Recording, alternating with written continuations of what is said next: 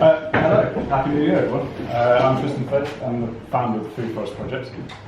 Thank you so much for inviting us. It's so inspirational listening to everything that you're doing. I never knew. Are you impressed? I'm so impressed. This is incredible. Great, okay.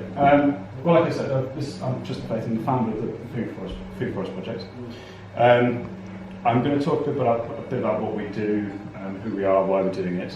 It'll be about 20 minutes, and then there's time for questions afterwards. First of all, though, I was hoping we could just watch this quick video. This is our friends at the National Forest Garden Scheme who put this together. And I think it encapsulates really well, just and very simply, what we're trying to achieve.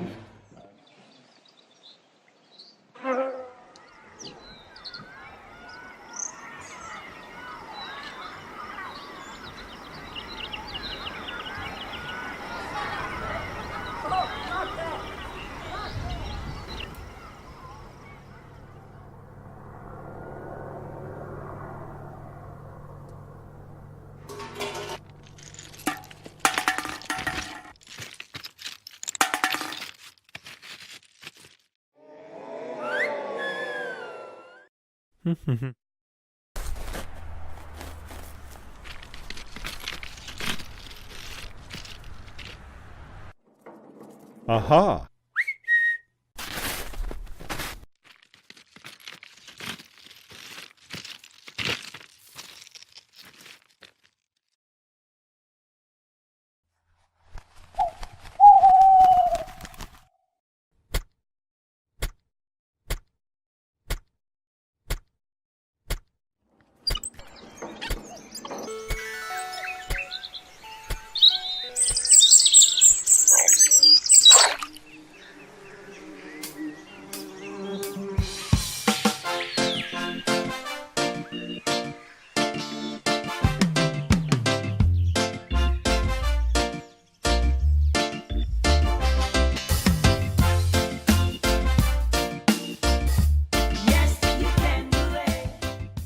Simply what we're trying to achieve, what this project is trying to achieve.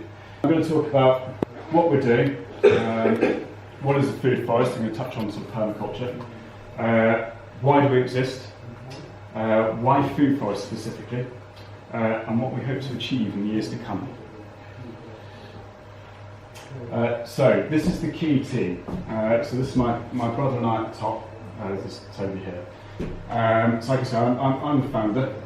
My background is actually, I'm a senior project manager in the construction department for South Gloucestershire Council. My original background is in architectural conservation, so I worked for English Heritage for quite a long time managing their conservation projects.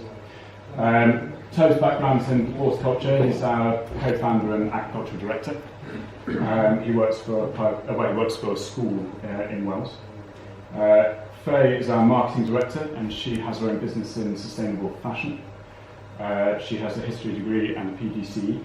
And this our family man Alex is our commercial director, and he has his own business in architecture conservation. Alex and I have been working together for a number of years, and we got together as just sort of a group of concerned individuals, as I'm sure you can all appreciate. And environmentalists, and we were concerned about our local communities and wanted to feel like we were actually doing something. So, what are we doing, and what are food forests? So, loosely speaking, we work with private landowners and philanthropists to acquire land for us to plant community food forests on. And food forests, or agroforestry as it's commonly known, are just sort of food-producing woodlands, and sometimes I hear them called woodland allotments. And they sort of fall under this broad heading of permaculture. And permaculture just means permanent agriculture, and they're designed ecosystems. So they sort of step down in tiers, starting from the canopy layer, fruit and nut producing, down to the mid layer, fruit trees, shrubs, berries and currants, and then the ground layers of vegetables and herbs, and the vertical layers which are the vines. And they're closed loop systems. So unlike our current agricultural practice, where we create lots of waste. And it's very unsustainable, and there's lots of different types of toxic waste. They don't produce any waste. It all goes to feed the system. And they are self-regulating ecosystems as well. This is part of why they're so sustainable, is each layer is habitat for a predator. So the predators feed on the prey that would ordinarily sort of demolish a crop. So you don't have to spray, you don't have to use slug pellets or any other sort of toxic means of keeping the pests at bay. It regulates itself. So why do we exist, and why food for us specifically? So 1 in 4 people in the UK suffers from mental health issues, and actually we all have suffered from mental health issues, and we've all used natural spaces, natural landscapes, mountains, oceans, our allotments, to convalesce from these issues. But we're aware that there's a socio-economic sort of disparity, that many people don't have access to spaces, and that's just not acceptable. We want everyone to have access to these green spaces so that they can learn, so that they can heal like we have done. Loneliness and lack of community. We live in a global populace now of almost 8 billion people, and yet we have people that, we have people in our communities which won't they won't interact with another person for weeks. And again, that's just unacceptable. It's fueling these mental health issues, environmental issues, and from what I've heard today in your meeting, you're abundantly aware of the challenges that we face with climate change, soil erosion, air pollution, flooding. Living on the levels, we're all aware of what the detriments of flooding, and species decline, loss of habitat, food, shelter for wildlife. And of course, the UN commissioned the IPCC report, which I'm sure you're all aware of, and I've just sort of summed up here, that if we continue at our current anthropogenic rate of global warming, then in the not too distant future, there's going to be a vast swathe of our planet that will be inhabitable. Uninhabitable. Sorry, thank you. For us and for the flora and fauna. So we felt compelled to try and do our bit for these issues that we've just raised. And we got together and we were discussing what we could do, and we're all sort of aware of permaculture. We've all been doing little bits and pieces, and we came up with, we decided that food forests were a great way of incorporating change for all of these things. So a safe space for our neighbours to interact, for people to be and learn, be in a natural environment and get some exercise, and to produce sustainable food, and learn how that's done, and learn about closed loop systems, and move away from perhaps our current agricultural practices.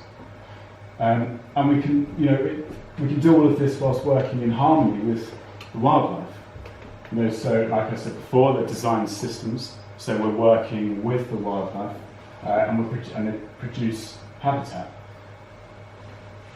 And carbon sequestration, all the local authorities have targets to meet, and we want to help them meet those targets. An average tree will sequester perhaps a ton of carbon per year, and we're talking about planting thousands of trees. Flood management, like I've touched upon already, we're living on the levels, we know the detriments of flooding. And yet we still insist on focusing on these unsustainable ways of dredging, engineered drainage. Why do we not look at ecological systems to mitigate these effects? Why are we not doing that? Lots of the issues are that we've cleared our forest. And we're talking about re-establishing some of that woodland, but also covering these other things. And soil stabilisation again, we're just overly working our agricultural landscape, and it is killing our soil, it's killing our earth. And we need to start establishing sustainable agricultural practices so that we can start feeding the earth, start feeding the monocultures in the soil, and start producing healthy food for us and the planet.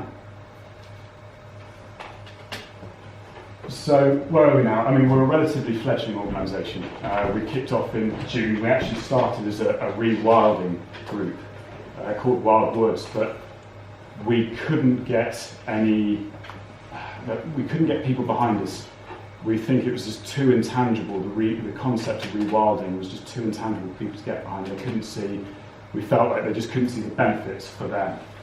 So we kind of have progressed into the permaculture and the food forest because there's this tangible element that people can kind of understand and get behind. And we have our first, although we've been planting food forests for a couple of years now, a few years, we have no community food forests. But we've been granted our first plot of land in Shepton Mallet. And we've been fundraising and we've been prepping the land. This is one of our regular volunteers, Mayor.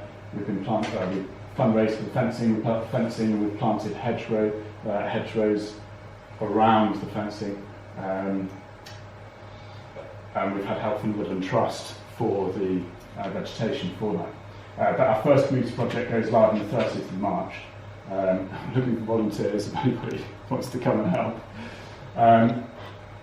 And we've just finished some meetings with the Ashdale Trust. I don't know if you're aware of the Ashdale Trust, but these are the people that established the self-build site in St Werburgh's in Bristol.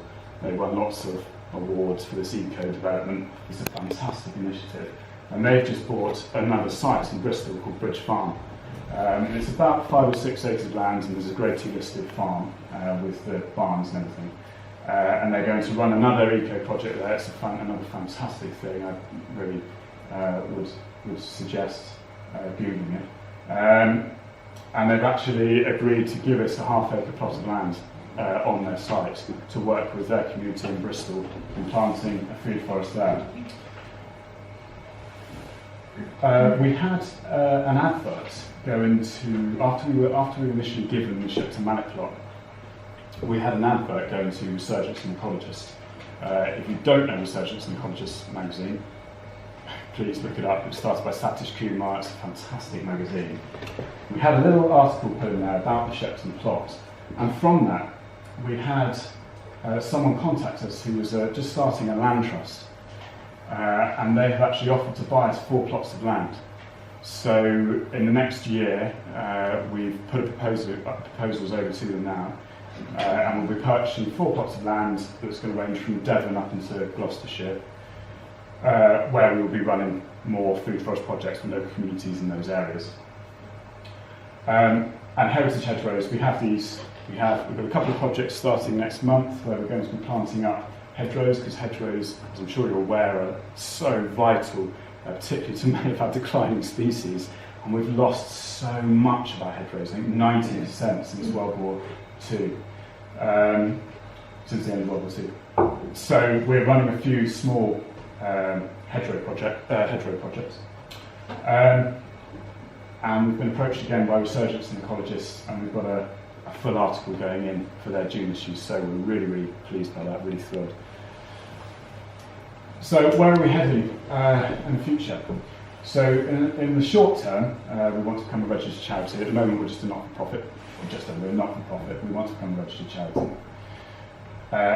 In the long term, we want to have food forests all over the UK. We want a central hub in Somerset, a permaculture farm, where we can run lots of courses and disseminate our information, have woofers and people come and stay with us, and set up all of these satellite projects all over the UK. And then we want to set up an app so that if you're on holiday, say you're down in Cornwall, and you want to know where your local food forest is, You can check it out on the map, on the app, and it'll give you a list of what's being produced down there and how you can get to it, and so on and so forth. And we want to do more work with forest schools and permaculture, because of course, if we're not educating them, we're not really helping, because it's the future generations that are going to be living with the real detriments of climate change. And we've been contacted by the World Sustainable Development Forum, and I don't know if you've heard of these guys, but they were set up by the UN to mediate between the governments and the UN after the signing of the Kyoto Protocol. And they run a sort of a sidearm called Protect Our Planet movement. And it's live in America, it's live in India, it's live in Norway, it's live in a few other countries. It's going particularly well in America. And it involves young people in sustainable initiatives and getting them to think about the 17 issues as laid out in the General Assembly by the UN, and how young people could, initiatives given by the young people as how they can design against these issues. So we're going to be involved with the POP movement in the UK, which is, they've just got their headquarters established in London, so I guess in the next couple of months we'll start working with them more sort of fundamentally. Well, thank you for listening. Do you have any questions? I'm sure we will. Brilliant. Thanks very much.